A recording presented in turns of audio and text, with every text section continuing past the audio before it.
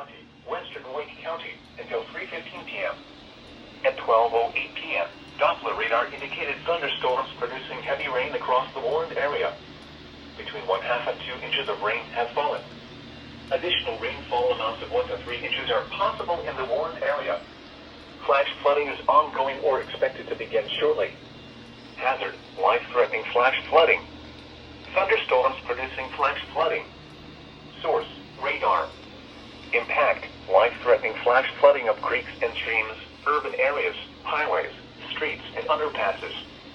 Some locations that will experience flash flooding include Raleigh, Durham, Cary, Wilmington, Garner, Fuquay Varina, Angier, RDU International, Apex, Holly Springs, Morrisville, Irwin, Coates, Lake Wheeler, Lake Benton, Duncan, New Hill, Sharon Harris Reservoir, Ruiz Creek, and Raven Rock State Park.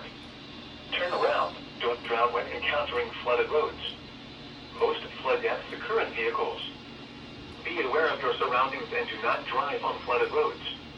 Repeating, a flash flood warning has been issued until 3:15 p.m. for the following counties in North Carolina: Harnett, Johnson, and Wake.